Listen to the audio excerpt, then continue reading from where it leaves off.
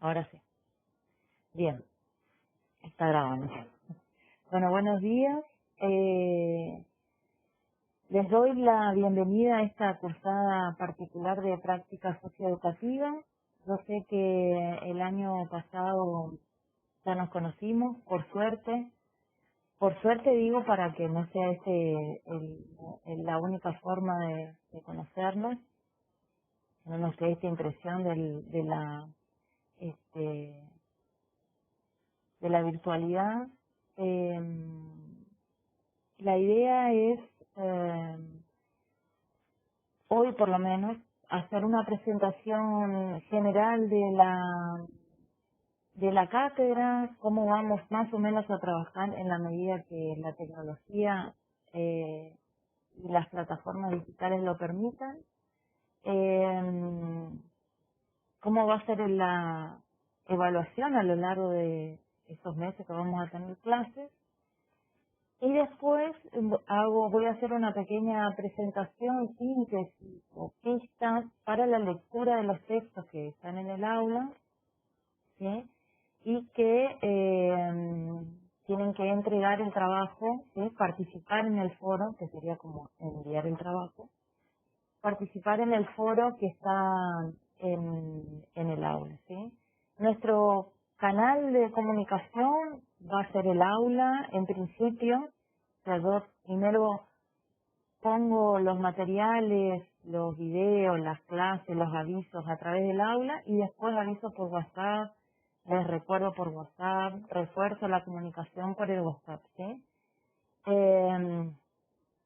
Porque me parece que está bueno que quede institucionalmente registrado todo lo que vamos haciendo, ¿sí? Y cualquier cosa que se les quema el celular, se pierden los números, explotan lo internet, tienen en el aula a disposición, digamos, todo el proceso, los materiales, las comunicaciones, los foros, ¿sí? El correo, si necesitan comunicarse vía correo, lo hacen vía correo, si no vía WhatsApp, ¿sí? No hay problema.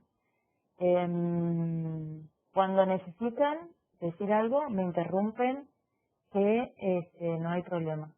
Acá me dice que no me pueden escuchar. ¿Me escuchan?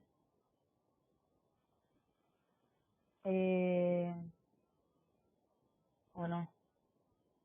Lorena, si no me puede escuchar, no importa. O no sé si es solo ella que no me escucha. Si no me avisan y vemos de solucionar. De todas formas, vuelve a insistir, esta clase está grabada, está siendo grabada y después la voy a subir con un link, ¿sí? al aula para que esté disponible.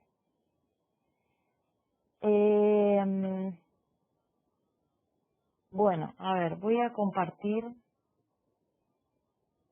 En principio, a ver, yo doy por sentado dos cosas y ustedes me corrigen si no es cierto. Doy por sentado que más o menos saben manejarse en el aula virtual, o sea, saben entrar y buscar la información, ¿sí? ¿Es correcto? Más o menos saben el manejo en el aula.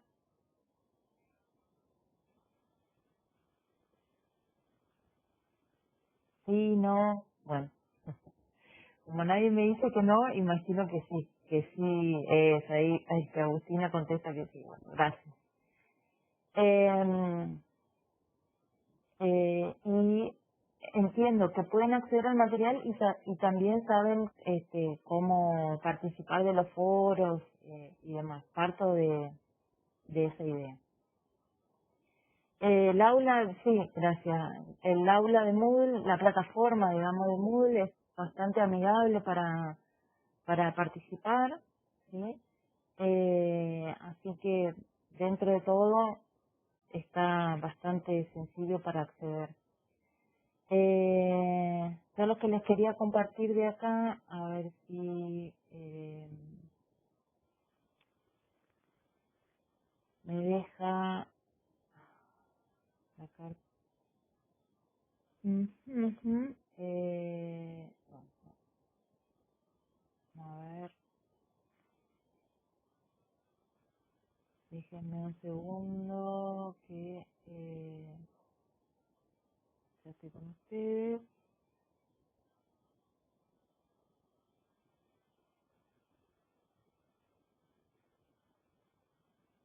Bueno, acá.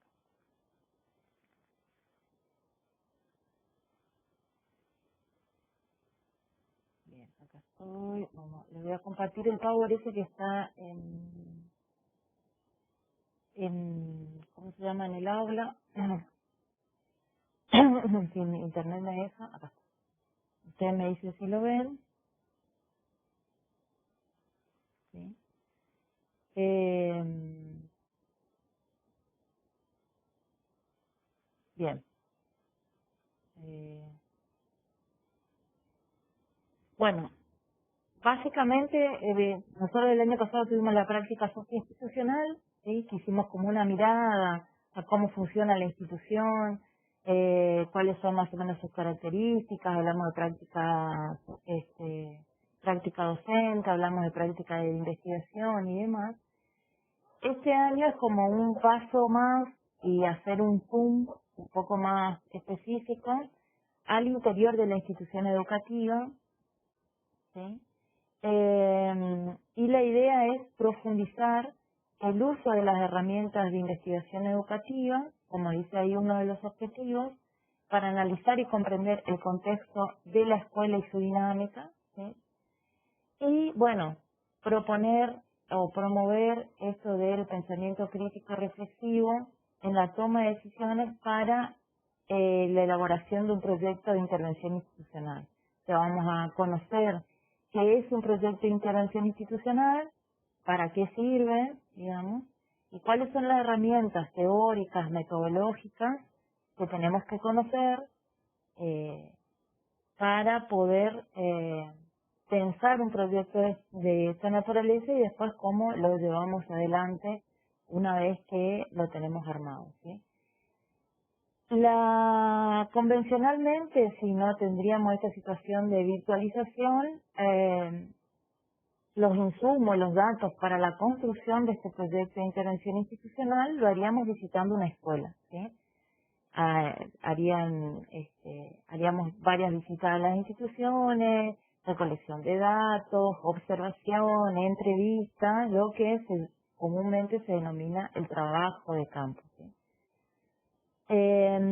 Como en esta instancia no la podemos hacer de la manera en que comúnmente se hace, por lo menos lo hacíamos, la idea es que de todas formas aprendamos, conozcamos y reconozcamos las herramientas fundamentales para construir un proyecto de intervención institucional en términos teóricos y después tratemos de acercarnos de alguna manera a la realidad de las escuelas tal como están funcionando, ¿sí? Porque si bien no hay clases presenciales, sí hay clases virtualizadas, ¿sí? Digo, en el nivel primario, en el nivel secundario, incluso en el nivel inicial, hay un montón de prácticas que se están desarrollando y que están de alguna manera sosteniendo eso que nosotros llamamos escuela, ¿sí?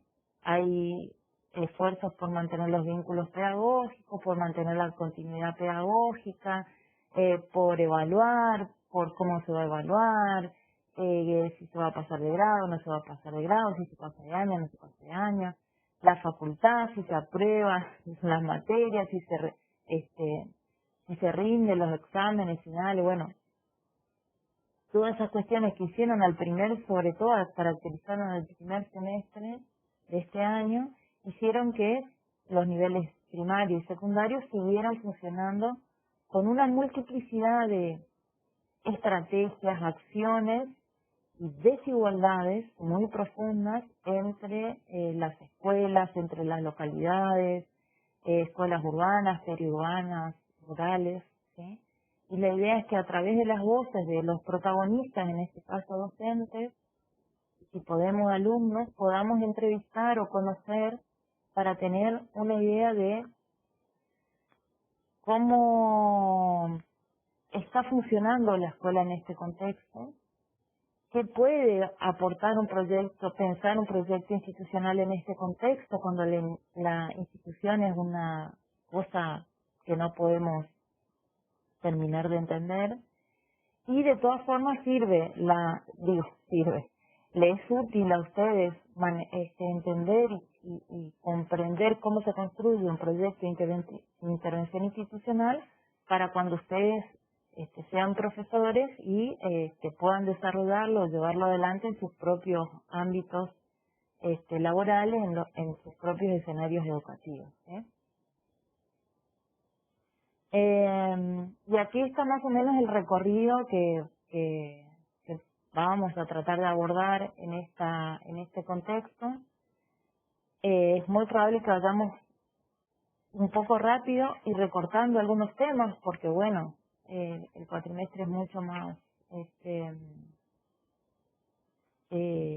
más corto, y también la participación en el aula es muy diferente, ¿no? En estas plataformas. Por ejemplo, yo de que empecé a hablar hace como, no sé, media hora o más, todavía no le escuché la voz a nadie, sí, no es un reclamo, no se enoje, pero cómo cambia la dinámica de la clase, y donde la presencialidad permite la construcción de un vínculo con los estudiantes de una manera que favorece que aprendamos de determinada manera.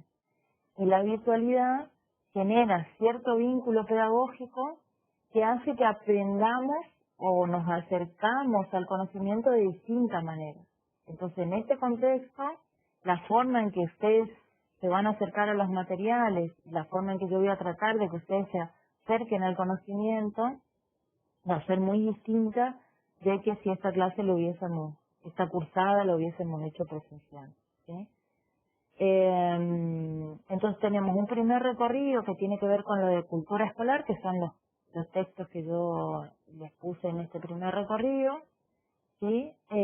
Vamos a ver la cultura escolar en términos generales, y no ahora, pero digo, para mí hace un montón que es una preocupación esto de la cultura escolar y la cultura digital, dónde se encuentran y cómo se entraman estas dos formas de apropiación de lo simbólico y de lo sociocultural, ¿sí? Cómo se entraman en la escuela, de qué manera se entraman o se tensionan, pero que en este contexto adquiere mayor relevancia esto de la cultura digital por esta irrupción de lo virtual, ¿no? Y de esta tecnología educativa digital en la cual estamos tratando de convivir más o menos bien, más o menos conectado, más o menos, que un poco lo que ustedes me contaban en los foros de presentación, que por ahí a varios o a muchos les cuesta esto de estudiar a través de esta virtualización, ¿no? que estamos afrontando, atravesando, padeciendo, depende del contexto, ¿no? Bueno, vamos a hablar mucho o bastante, aprovechando el contexto, de qué es esto de la modernidad líquida de Zygmunt Bauman, y en realidad qué de esa categoría que él propone, o ese marco interpretativo, nos permite a nosotros pensar la práctica en otra dimensión, continuando con lo del año pasado, y cómo nos permite problematizar esto de pensar este proyecto de intervención institucional. Luego, el segundo recorrido es sobre investigación educativa, ¿sí? Y el tercero, ya trabajaríamos específicamente qué es el proyecto de intervención, cómo lo vamos a abordar, qué nos permite el análisis de casos, qué son las microexperiencias educativas para pensar estos contextos institucionales y áulicos, ¿sí? Cuáles son dentro de la investigación educativa aquellas perspectivas o enfoques que mejor nos permiten finalmente describir las situaciones problemáticas, ¿sí? comprender cuál es la dinámica de la institución para que el proyecto de intervención no solamente sea pertinente, sino que se pueda llevar a cabo y pueda cumplir los objetivos que se proponen. Y acá vamos a la evaluación general que vamos a, digamos, que va a funcionar para nosotros en este contexto, ¿sí? Bueno, tienen que tener las correlatividades que les piden, eso ustedes saben, para poder inscribirse el FIU y demás. Van a haber 4 foros obligatorios a lo largo de todos los meses, ¿sí? Y tienen que, obviamente, tener 3 de 4 para poder promocionar con coloquio final, ¿sí? Cada foro, va a haber, todas las semanas va a haber foros, pero algunos van a ser obligatorios y otros no. En total, solo 4 van a ser obligatorios, que van a ser generalmente cada 15 o 13 o 3 semanas, para darles tiempo a que ustedes en el foro no solamente pongan una opinión, sino que pongan una opinión atravesada por los textos o mediada por los textos que van a estar ahí como bibliografía, ¿sí? Tienen que aprobar sí o sí un práctico que va a haber, un trabajo práctico, ¿sí? Y después aprobar el proyecto ese de intervención de manera oral y escrita, todo con máximo de 7 o más, porque es el mínimo que se pide para la promocionería. Y luego, para los que quieren regularizar, como también se pensó el año pasado, después irán a un examen final en una mesa común, digamos. Tienen que participar el 50% de los foros, quiere decir 2 de 4. El trabajo práctico aprobado, pero puede ser con un mínimo de 4. Y el proyecto también aprobado de manera escrita solo con 4. ¿Sí? Yo puse estas 2 instancias porque yo no me acuerdo, digamos, yo el año pasado vi esta materia, pero no me olvidé de preguntarles en este contexto cómo están ustedes. Yo no sé la cantidad de materias que tienen que cursar en paralelo, en simultáneo con esta materia. No sé cómo es su conectividad, si todo el tiempo pueden conectarse. No sé si disponen todos de computadora o solo de celular. Digo, ante esta situación tan compleja y para sostener algo que creo que es no sé si un mandato, pero una idea que sostiene la universidad, es de que tratemos de contener los primeros y los segundos años, que no se vayan, que no se caigan, que no pierdan la cursada, ¿sí? Pensé estas 2 estrategias en la medida en que si pueden llegar a regularizar, regularizan y después vemos y los ayuda y nos preparamos para el examen final en una mesa común. Y los que pueden promocionar, promocionan, ¿sí? Tratando de dar, no sé, posibilidades a todos de acuerdo a los contextos en los que ustedes están trabajando, estudiando y demás, ¿sí?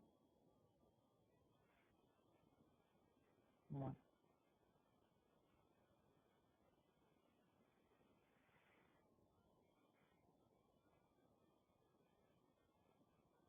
bien.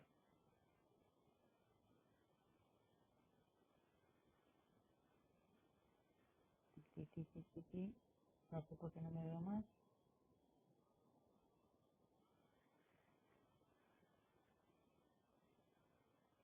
Ahí. Me perdí de dónde estoy, pero bueno, listo.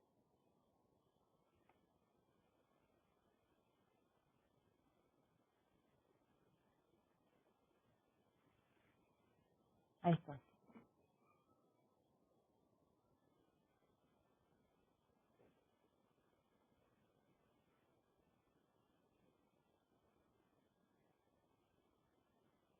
Ahí está. Ahí volví.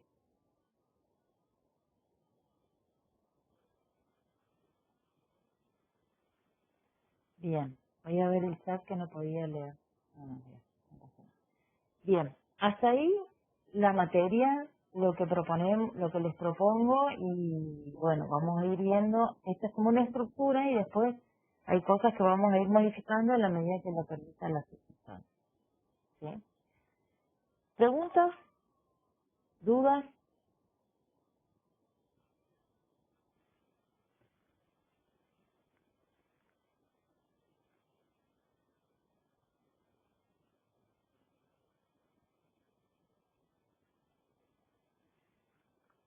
¿Ninguna? ¿Se entiende todo? ¿No se entiende o no tienen duda? No logré escucharlo del trabajo final.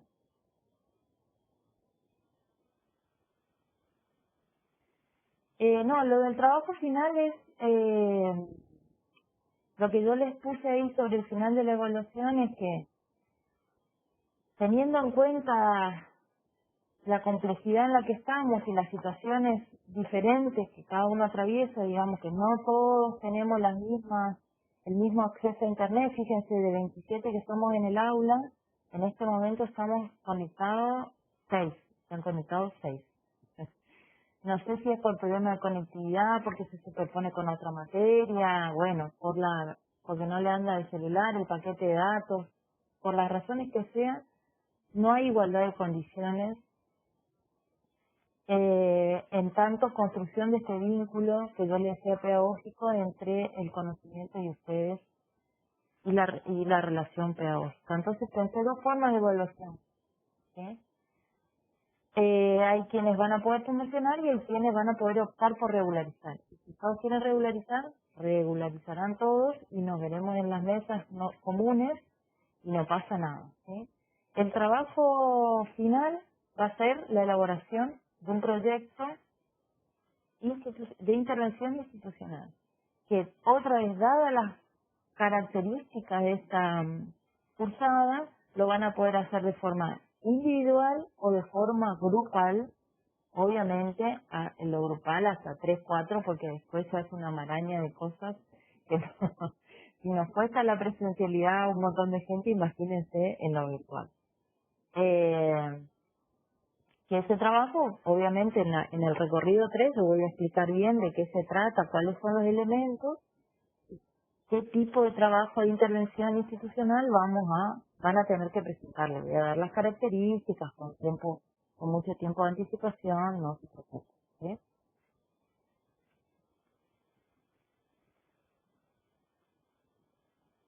¿Estamos?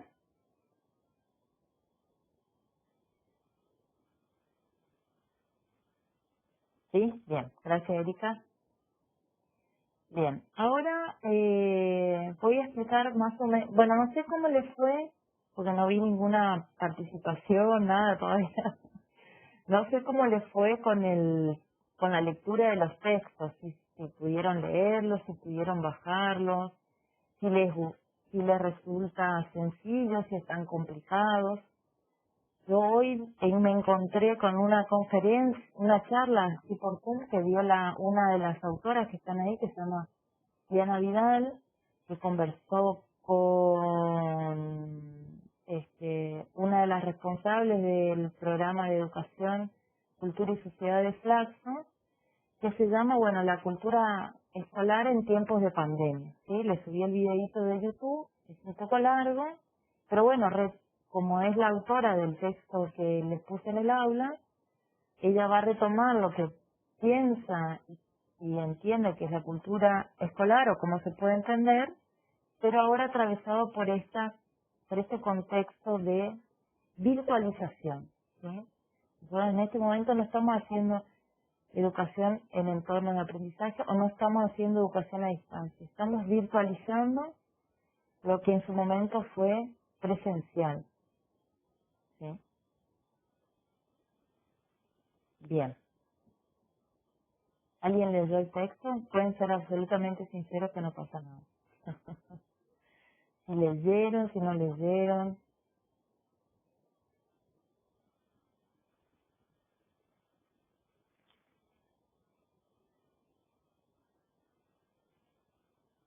¿Qué?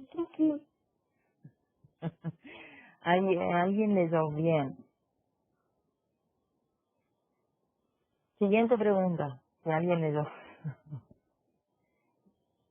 Sencillo, difícil, complejo para abordar.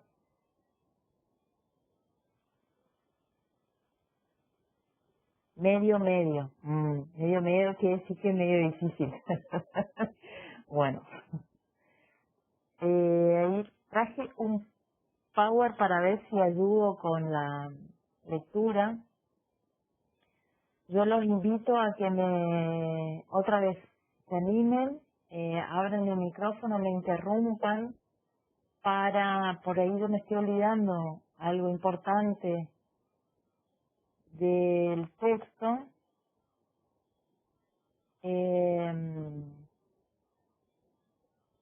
Estoy leyendo el chat, pero me preguntan y yo veo si aclaro, y si no, y esto es para siempre, digamos, para siempre que estemos en este contexto.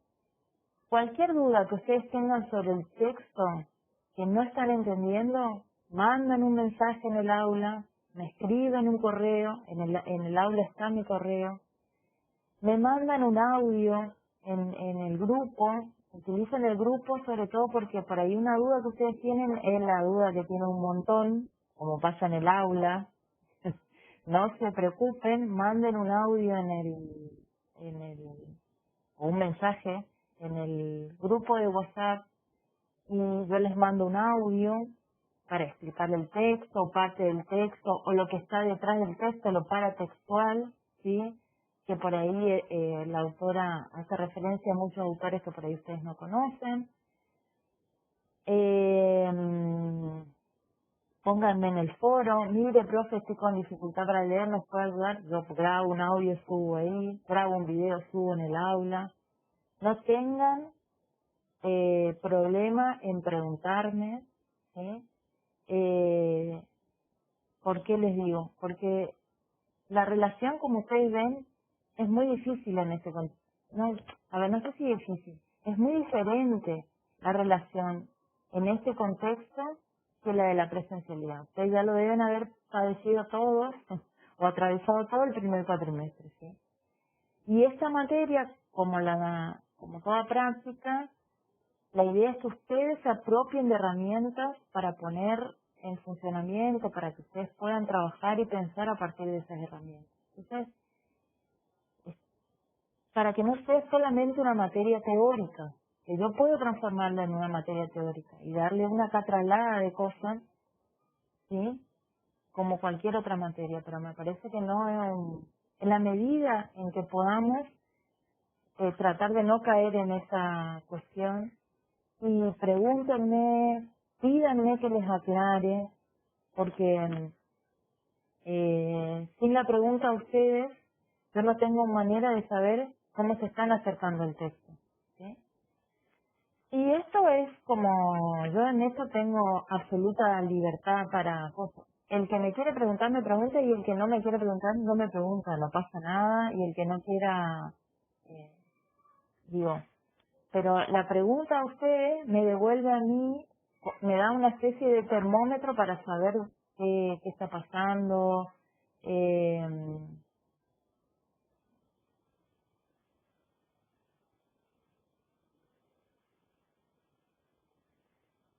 para saber qué se comprende el texto, que no. Pídanme ayuda, que yo voy a usar todos los recursos que tengo acá disponibles, tecnológicos y técnicos, para acercarla a ustedes y poder ir eh, construyendo esto de la práctica socioinstitucional, ¿sí? Esto que es una instancia más de formación. Así que vuelvo a insistir y va a quedar grabado, así que van a poder los chicos que no están poder acceder a eso. Pregunten, dejen su pregunta, yo dejo un audio. Bueno, pregúntenme en el aula, por correo, en el grupo de WhatsApp. No tanto el mensaje personal, porque si no, si les tengo que empezar a responder personalmente a todos, no termino nunca y termino repitiendo capaz lo mismo un montón de veces. Por eso tenemos el grupo, usen el grupo, escriban la pregunta y yo, en todo caso, si no se animan a usar la voz, yo mando audio, explico, mando videito, no pasa nada. ¿Vamos? Bueno, ahí Erika me decía que, bueno, yo no sé si ustedes acceden al chat también, el chat, que se le complicaba un poco entender. Es cierto que por ahí requiere una o dos lecturas. Yo voy a tratar de aclarar algunas cuestiones del sentido del texto y por qué estudiamos la cultura escolar en esta materia, con un powercito que hice, y ahí ustedes me dirán si les sirve o no. Bueno, vemos de ir, voy a correr esto porque si no, bien. Finalmente, la autora hace todo un esfuerzo ahí, citando a un montón de autores. ¿Por qué? Porque la cultura, la construcción de la palabra cultura o el derrotero histórico que ha tenido el concepto de cultura es un recorrido complejo, viene desde fines del siglo XIX de mano de los antropólogos, ha pasado a los sociólogos, ha pasado a los historiadores y finalmente a los educadores y finalmente cayó en el ámbito de los comunicadores sociales también. O sea que es un concepto que lo trabajan todas estas disciplinas desde a su vez de diferentes perspectivas dentro de esas propias disciplinas. Digo, no es lo mismo la perspectiva funcionalista dentro de la antropología, la perspectiva estructuralista, ¿sí? Y dentro de la sociología, bueno, las teorías más reproductivistas, más funcionalistas, más estructuralistas. Estoy buscando un libro acá a mi alrededor, pero no lo encuentro, que quería compartir con ustedes. Pero bueno. Entonces, la noción de cultura es una noción polifónica, ¿sí? Que tiene muchas voces, que ha pasado de considerar a la cultura como algo inmodificable, inmanente, que venía a través de los tiempos y nos identificaba y demás, nos identificaba a todos, digamos, y a ser entendida la cultura como un concepto que tiene que ver con lo material y con lo inmaterial, ¿sí? Digo, con las cosas materiales que nos rodean, la forma en que construimos las herramientas, la forma en que construimos nuestras casas, la forma en que nos vestimos, la forma en que usamos la técnica o la tecnología, y también las cuestiones inmateriales, ¿sí? Todo lo que tiene que ver con el tipo de música, la producción cultural, la producción artística, perdón, ya sea la escultura, la pintura, la música y la danza, la literatura, la narrativa, los cancioneros populares, eh, eh, las formas de vincularnos, o sea, digo, cómo entendemos la familia, cómo entendemos la amistad, los vínculos que establecemos en esos ámbitos, cómo caminamos, cómo nos sentamos a la mesa. Todo eso ahora hace parte de la definición de qué entiendo por la cultura de una sociedad, de un grupo, ¿sí? De una nación, de un país, ¿sí? Entonces, un concepto que es complejo, polifónico, ¿sí? Y que y como fue apropiado o atravesó el campo educativo, el campo pedagógico de la ciencia y de la educación, también hubo un esfuerzo por entender, primero responder a la pregunta si la escuela moderna, esta escuela que nosotros conocemos, tiene una cultura particular, reproduce la cultura de la sociedad o es simplemente un reflejo de lo que sucede afuera, ¿sí? Y como verán, son nociones o conceptos que generalmente escuchamos o hemos escuchado en los medios de comunicación, por ejemplo, en la tele, ¿sí? La televisión, acerca de, bueno, lo que pasa en la sociedad, pasa dentro de la escuela, la misma desigualdad o las mismas relaciones de poder que están afuera de la sociedad también ocurren adentro de la escuela. Es imposible que la escuela no esté influenciada o no esté relacionada con la sociedad de la cual forma parte. ¿Sí? La autora más o menos dice sí, digamos, sí a todo eso que dije recién, digamos, la escuela es reproductora de la sociedad, es reproductora de las desigualdades, y en eso Bourdieu es un gran representante de este tipo de perspectiva, ¿sí? La escuela reproduce las relaciones, las relaciones de poder y las relaciones desiguales de la sociedad, ¿sí? El más rico siempre va a estudiar en las mejores escuelas y el más pobre no necesariamente va a entrar al sistema educativo, bueno, toda esa cuestión. Sí, la escuela tiene que ver o se relaciona lo que sucede dentro de la escuela con la sociedad, sí, pero lo que va a introducir esta autora a través de otros autores, como sintetizando sobre todo a Sebel, a Desertor, ¿sí? Que la escuela, más allá de reproducir o ser un espejo de lo que es la sociedad, tiene la posibilidad de construir este lugar de frontera cultural, dice ella, ¿sí? Y la posibilidad de construir una forma particular de cultura, ¿sí? Produce, otra vez, cuestiones materiales e inmateriales que son propios de la escuela y de la escuela moderna, de la escuela tal cual la conocemos. Hay cosas, digamos, que tienen sentido solo dentro de la escuela. Por ejemplo, un banco solo tiene sentido dentro de la escuela. Afuera de la escuela no solamente es una mesa y una silla, ¿sí?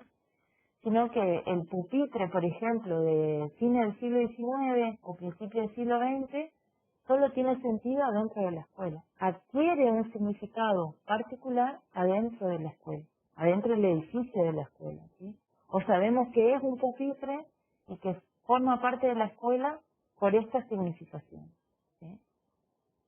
Un ritual, izar la bandera, para hacer fila, tomar distancia, practicar ese ritual de saludo a la bandera y demás, solo tiene sentido adentro de la escuela. O sea, ahí es cuando la escuela es entendida como un productor de una cultura específica. Y siempre lo fue. Digo, el enfoque teórico es el que cambia, ¿sí? Entonces, fíjense que ahí, a esa definición que ella toma de cultura escolar, lo que rescaté, que ella señala, es esta hibridación entre la creatividad individual y colectiva en la reconversión de este patrimonio cultural. Hibridación, ¿por qué? Porque para ella la cultura escolar es una cultura híbrida en el sentido de García Canclini, ¿sí? De que hay un mestizaje entre no solamente las formas de escolarización que se van generando a lo largo del tiempo, sino que cada uno de nosotros va a la escuela también como portador de una cultura o de un bagaje cultural específico, ¿sí? Diferencial, que se encuentra con otro bagaje específico, diferencial de cultura, que a veces coincidimos y a veces no, ¿sí? Por eso ella dice después habla de diversas culturas que conviven al interior de la escuela, sí, porque está la cultura del docente, está la cultura de los niños, ¿sí? Y finalmente, como las reformas educativas, dice, en esta zona de frontera cultural o de hibridación que propone la autora, como las reformas educativas también tienen una impronta diferente cuando llegan a las escuelas, porque hay una apropiación de esa reforma educativa. Hay como ella habla de carácter incompleto de la reforma cuando llega a las escuelas. ¿Por qué? Porque depende de cómo es lo que podemos llamar también como cultura institucional de esa escuela, que reinterpreta, contradice, resiste, ¿sí? Una política educativa, una reforma educativa, ¿sí? Una cosa es el espíritu de una política educativa, que es lo que pretende lograr, y finalmente, qué es lo que pasa en esta zona de frontera que es la escuela. Frontera, por estas cuestiones que marca acá, la relación entre lo individual y lo colectivo, la existencia de estas diferentes culturas al interior de la escuela y el papel de la reforma educativa, que vendría a ser la relación del Estado, ¿sí? Con esta escuela, con estas escuelas, incluso en plural, podríamos pensar, ¿sí?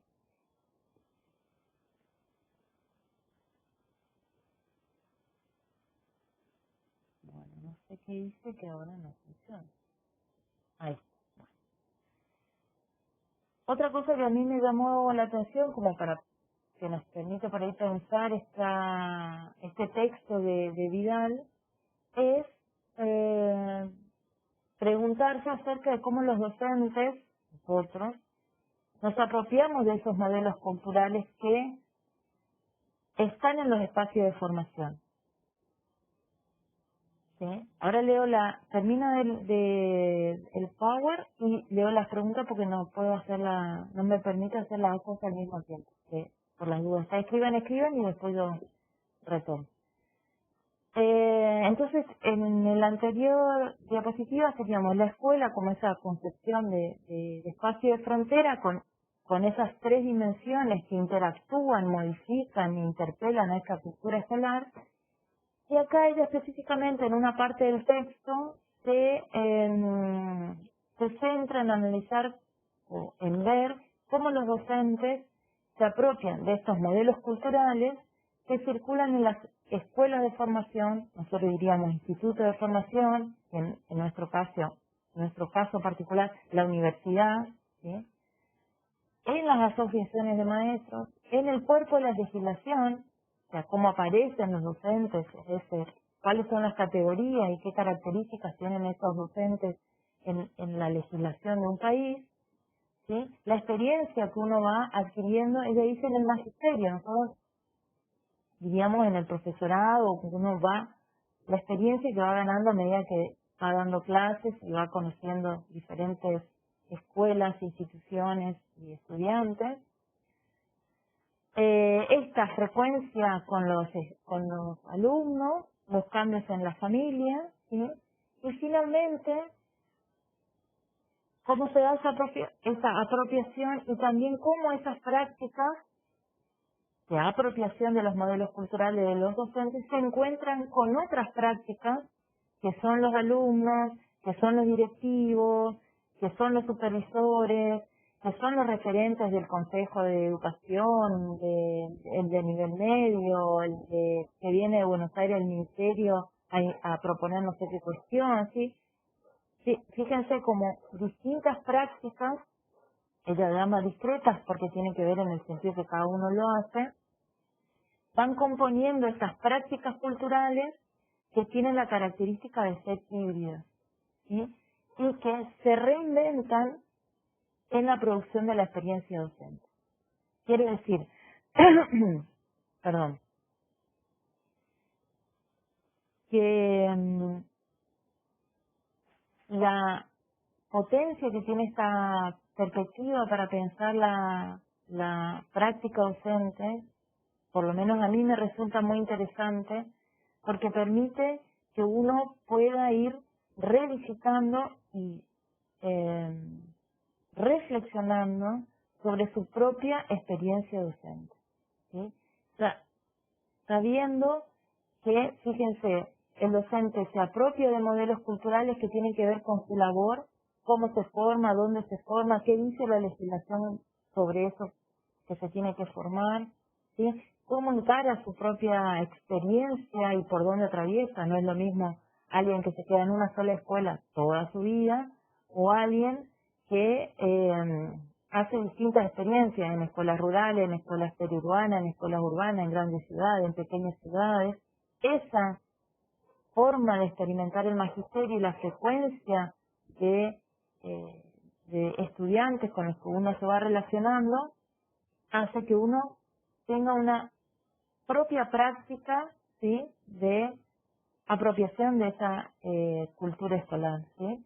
Que se va a ir relacionando, ¿sí?, con otras prácticas que tienen que ver con quiénes son nuestros alumnos, quiénes son nuestros directivos, quiénes son los encargados de las políticas educativas, cómo las implementan, ¿sí? Y eso permite el tomar conciencia de esa hibridación, de que no es estática, que no se define de una vez para siempre, permite revisar la producción de la experiencia docente. Entonces, permite que uno pueda ir siendo cada vez mejor docente o acercarse más al modelo de docencia que quiere ejercer a través del tiempo, sabiendo de la hibridación, de la movilidad, de la modificación de estas pautas culturales o de cómo impactan estas pautas culturales en nuestra práctica y en nuestra relación con los estudiantes. Y finalmente, ustedes se preguntarán, bueno, pero ¿por qué resulta relevante tener en cuenta un concepto de cultura escolar si nosotros estamos tratando de ser profesores universitarios, profesores de nivel medio y profesores de biología?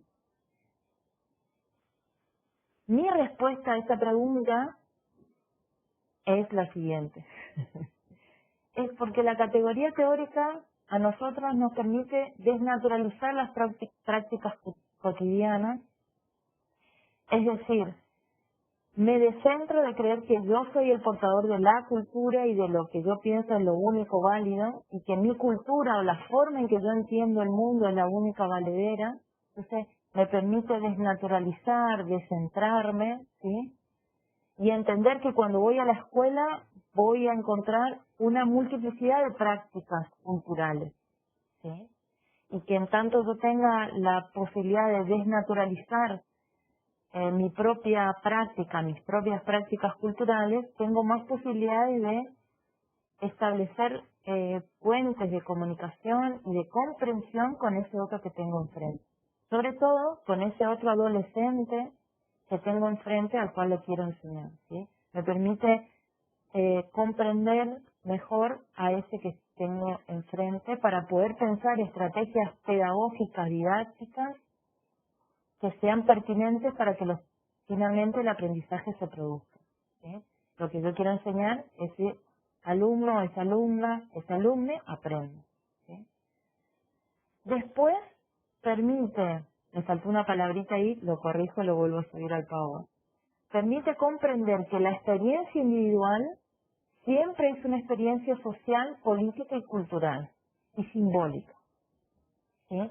Por más que yo crea que solo a mí me pasó, bueno, hay cosas que solo a mí me pasaron, ¿sí?, que hace a la individualidad o a que la experiencia sea única, ¿sí?, lo que yo viví, pero sin embargo esa experiencia siempre tiene una dimensión que tiene que ver con algo más abarcativo, más colectivo, que por eso es social, por eso es política y por eso es cultural.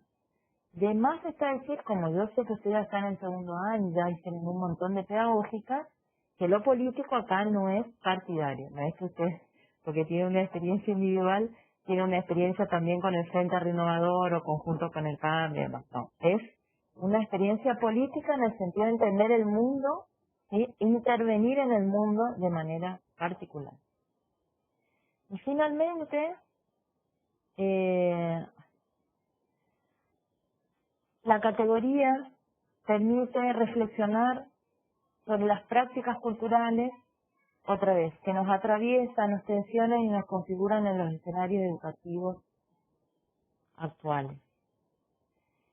Para mí también este punto es fundamental porque permite, como yo le decía hace un ratito, que yo entienda que como mi modo de ver la vida en términos culturales, una de las formas, ¿sí?, permite que yo pueda reconocer al otro en igualdad de condiciones y pueda, si bien las relaciones de poder no desaparecen de la escuela, porque yo entienda la categoría de cultura escolar, sí puedo decidir o ser más consciente de esos procesos, digo, de esas relaciones de poder en realidad, de cómo ocurren en la escuela y tratar de, bueno, ser lo menos injusto posible. Y bueno, y aquí hay un posicionamiento ético también mío, con lo cual ustedes podrán o no estar de acuerdo, no pasa nada, pero digo, un posicionamiento ético de que el docente tiene una responsabilidad de no disminuir, porque bueno, tampoco que podemos hacer tantas cosas, pero sí de denunciar la injusticia al interior de una escuela o de intervenir en situaciones donde se esté cometiendo una discriminación, una injusticia hacia un estudiante, hacia un colega, hacia el directivo, hacia una familia, una familia de los estudiantes, lo que sea, ¿sí? Me parece que ahí eh, el entender que mi estudiante puede, no sé, a ver qué ejemplo se me... Bueno, no se me ocurre ninguno ahora, pero no sé, entender que mi estudiante, no sé, no le gusta cortarse el cabello porque voy a decir un ejemplo un tanto así, inventado para que se vea el ejemplo. No sé, eso, a mi estudiante no le gusta, o bueno, voy a hacer, tengo una estudiante musulmana en mi clase, que tiene que usar el jabib, que es el pañuelo, ¿no? Con los cuales las mujeres musulmanas cubren su cabello, su cabeza, digamos, ¿sí? Sobre todo su cabello. Esta idea de entender las prácticas culturales y de cómo cada cultura entiende el rol que tienen que ocupar, por ejemplo, las mujeres o los varones dentro de una cultura, permite que yo, en primer lugar, no discrimine a ese estudiante porque tiene un velo. Porque, bueno, usando ese velo, ella está representando su devoción hacia una religión X, en este caso musulmana, sino que también me permite a mí intervenir con los estudiantes, con sus compañeros que pueden discriminarla, no para explicarle la categoría teórica a mis estudiantes y decirle no porque Desertó dice que la cultura, sino porque yo sabiendo esas cuestiones teóricas puedo generar estrategias didácticas específica para desarrollar con mis estudiantes donde se hable de la discriminación, donde se hable de que no, de que eso no solamente no se hace, sino que no está bien, de que no colabora a un mundo menos desigual, más inclusivo o más amoroso, como ustedes ahí, la posición de cada uno es decisiva a cómo va a cómo va a pensar esas estrategias. Pero fíjense lo importante que es que yo como docente conozca y entienda eso para poder después pensar estrategias didácticas para poder trabajar con mis estudiantes, ¿sí? Por estos tres motivos que son mínimos, a mí me parece que es importante que nosotros entendamos qué es lo que sucede en una institución desde esta idea de la cultura escolar, ¿sí?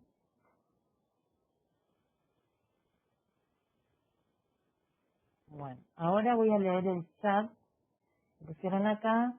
Eh, bueno, ahí Luciana dice, ¿qué piensa que va a pasar con la cultura escolar luego de este trayecto por la virtualidad? ¿Podrían modificarse las formas de proceder e interactuar dentro del entorno escolar? ¿Qué pregunta? Bueno, tengo hipótesis, obviamente, hipótesis nada más, porque la verdad que nadie tiene certeza de nada en este contexto. Después de 180 días de aislamiento social preventivo y obligatorio, eh, yo creo que la virtualización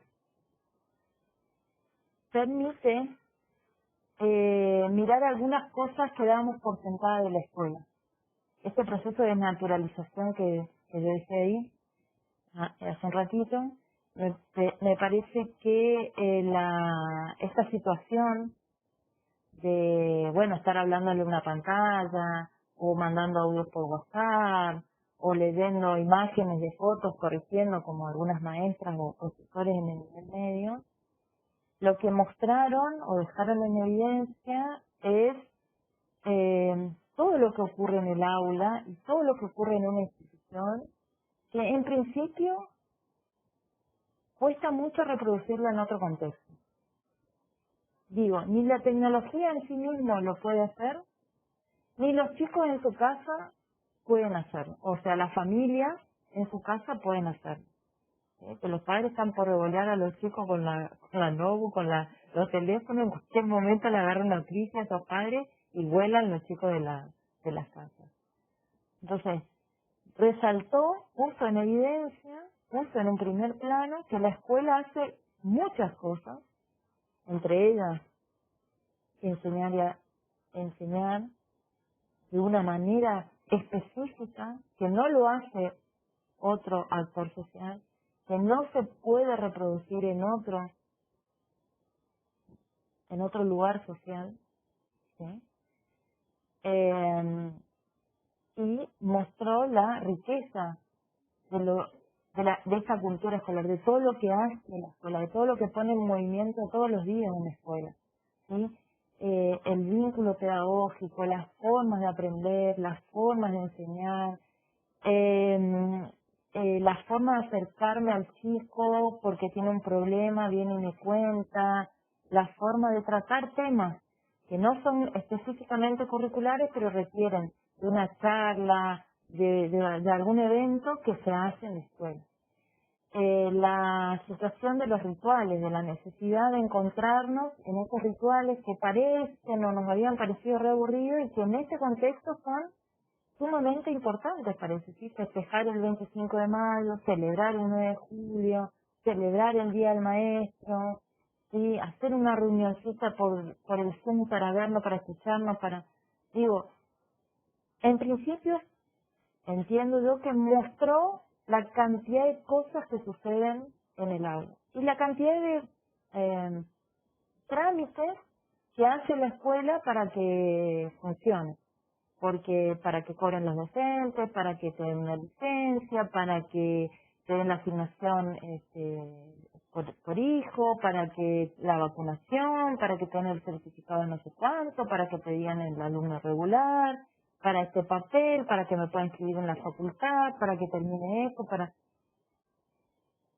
Siento que esta virtualización mostró todo lo que hace una escuela, aparte de la versión guardería, ¿no? Todo lo que hace una escuela en esta sociedad moderna, ¿sí? En esta sociedad o posmoderna, incluso. Ese me parece un primer aspecto, digamos. El otro que me parece,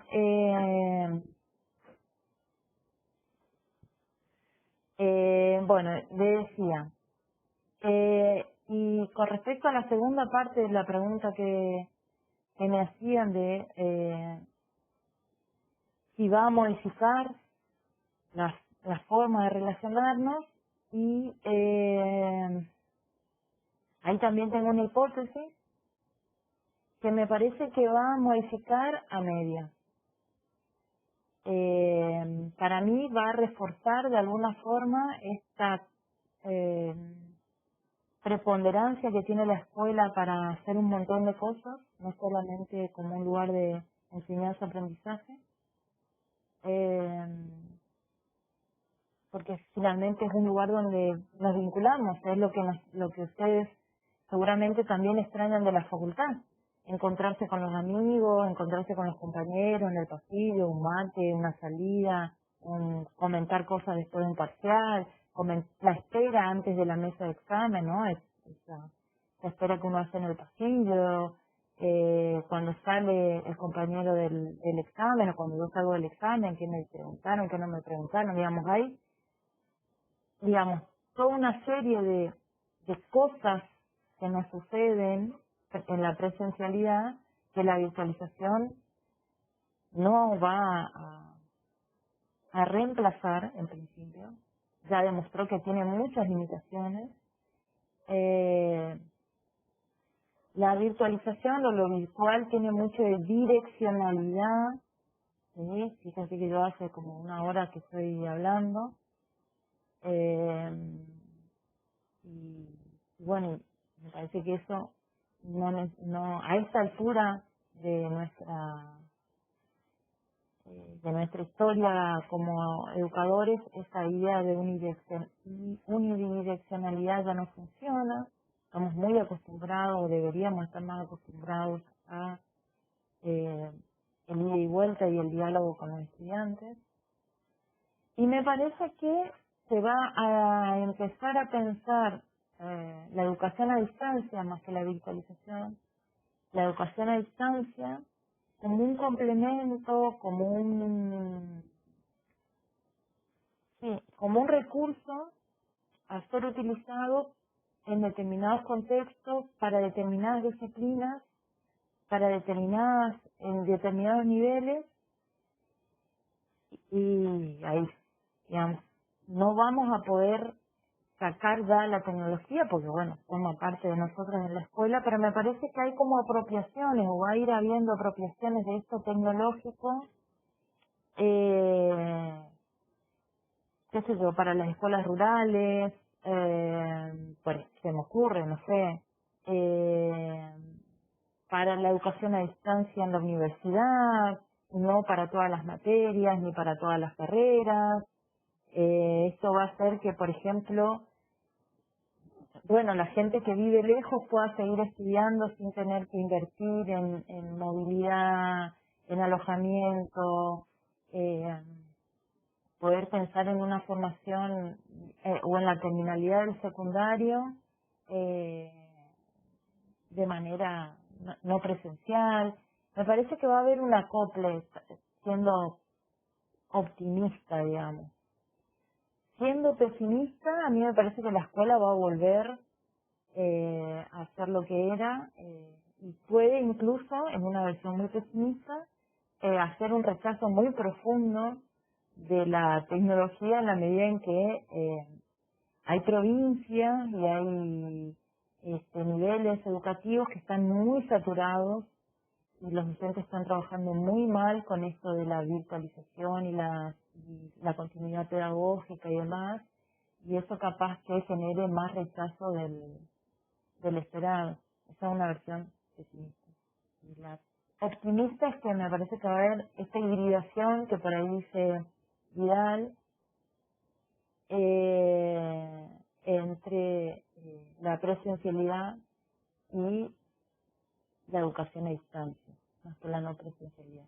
Porque, bueno, si yo quiero dar por ejemplo, si yo quisiera dar esta materia de manera totalmente virtual, ¿sí? Como pensaba desde la educación a distancia, y bueno, se plantea desde otro lugar, se organizan los módulos desde una concepción en la que ustedes no tienen mucha participación, digamos, de las plataformas, esta de la sincronicidad que permiten las plataformas ahora, sean Zoom o estas PicoWebers, Meet, lo que hace es introducir una dimensión un poco novedosa de, bueno, nos vemos en vivo o se graba la clase en vivo, pero la educación a distancia tiene esto de lo asincrónico.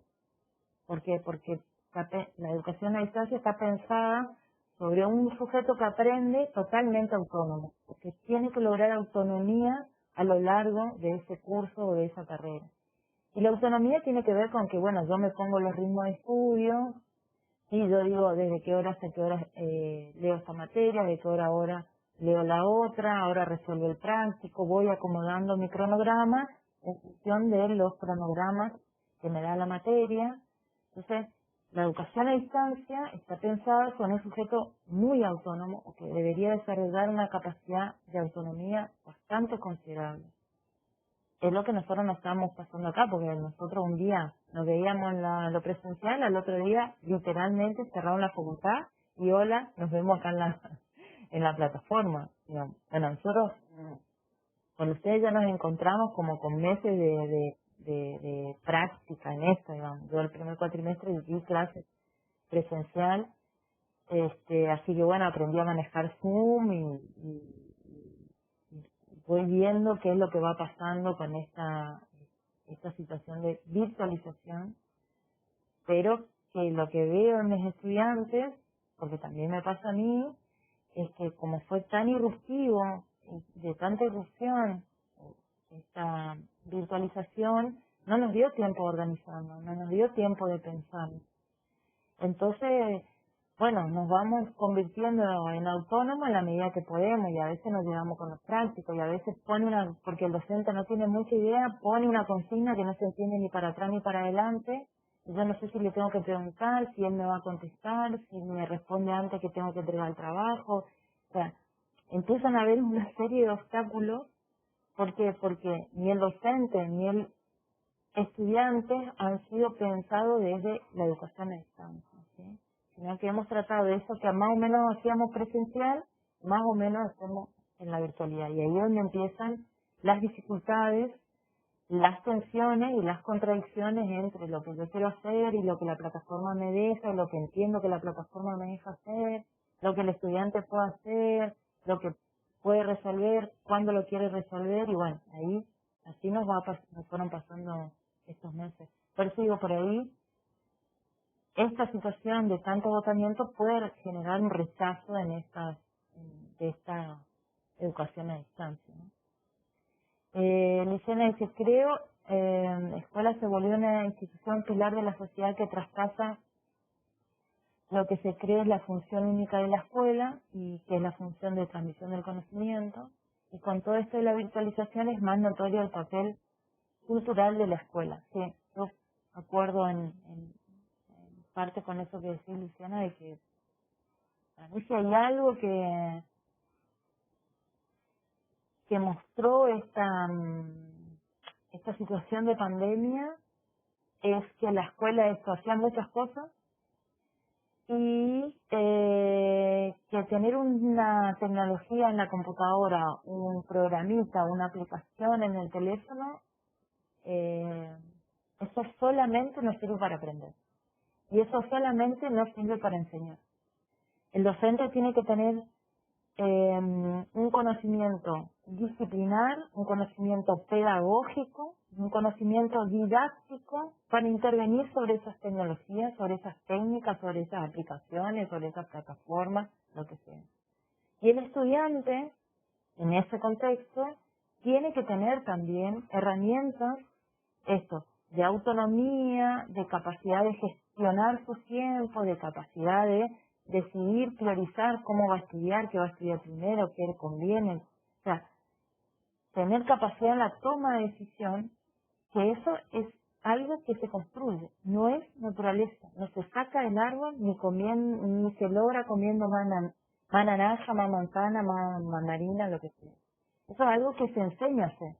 Y si yo no le enseño al estudiante a ser autónomo, y obviamente le pongo que vea el video de YouTube y puede mirar el video de YouTube, le pongo que lea los textos y no los lee, no resuelve, no entiende, no le gusta, se enoja. Nosotros porque somos más adultos, ¿no?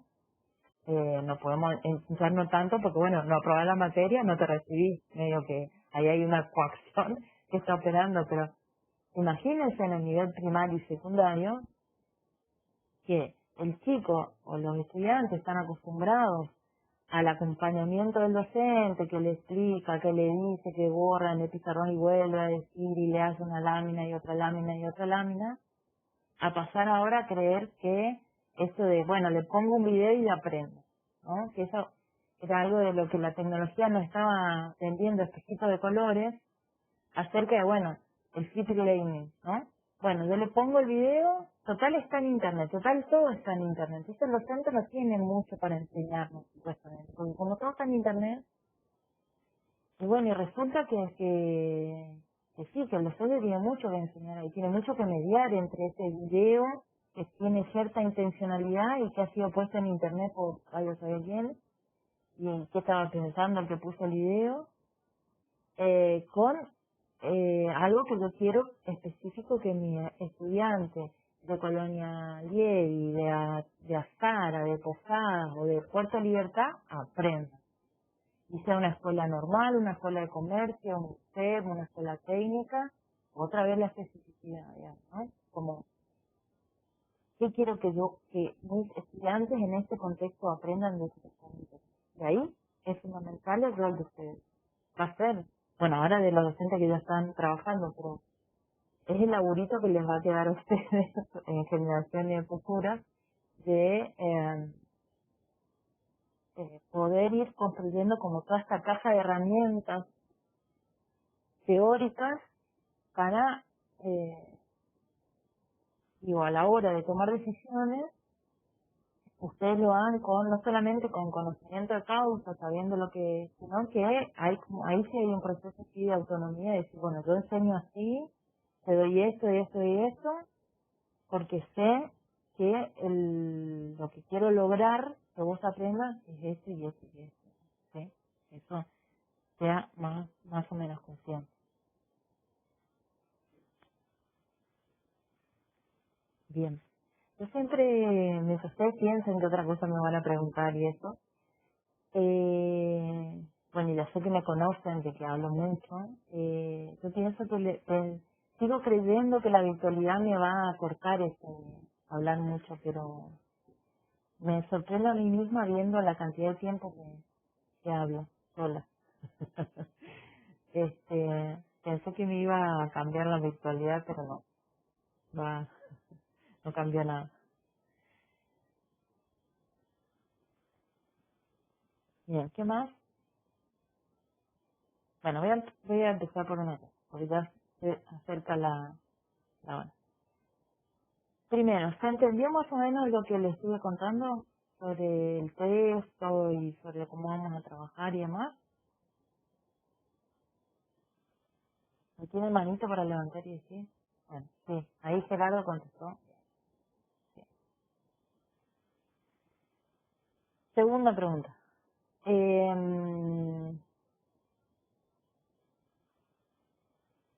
¿Sirve esta instancia de sincronicidad para que yo les cuente cosas, aclare cosas, trabaje sobre los textos, trabaje a partir de preguntas de ustedes y demás?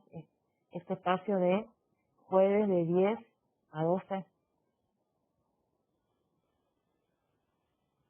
Perfecto, Agustina dice que es bueno que nos expliquen.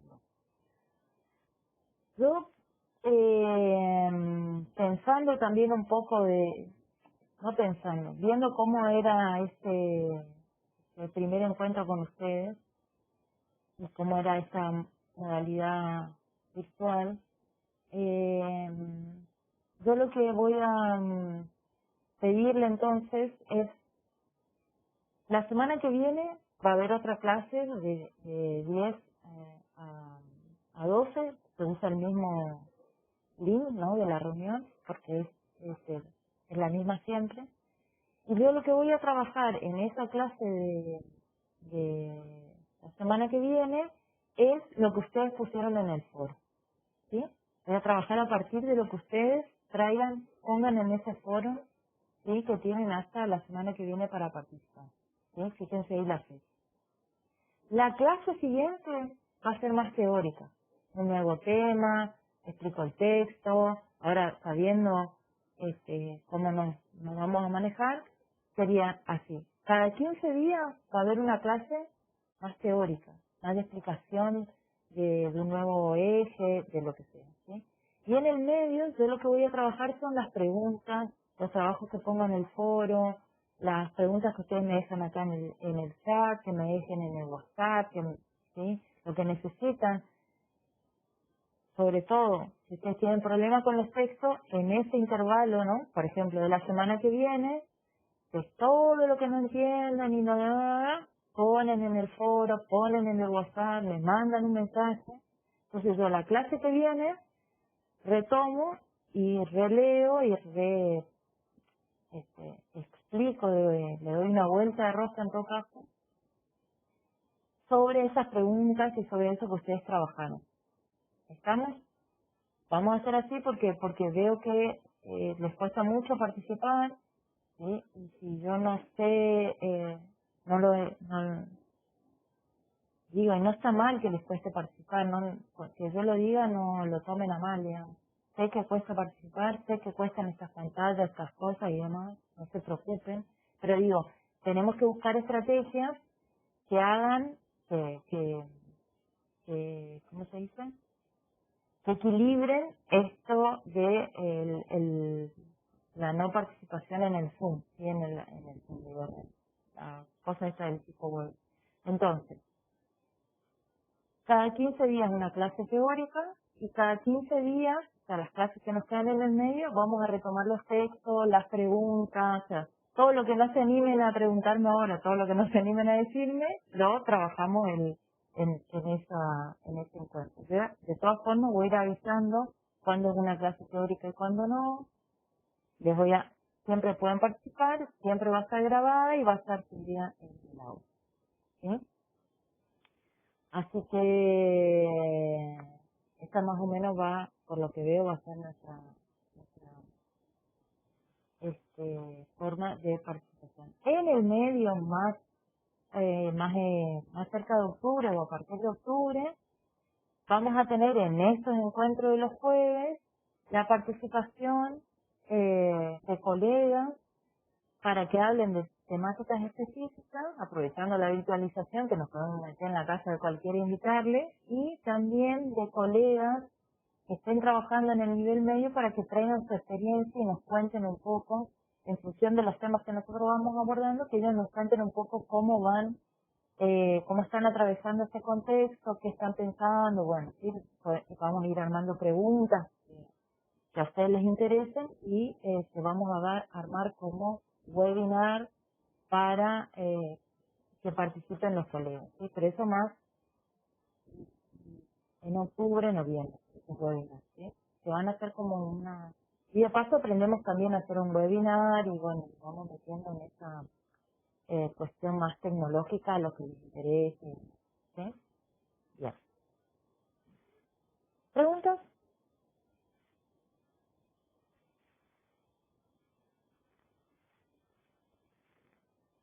¿Ninguna? ¿Se entendió todo? Sí. Bueno. Bueno, si no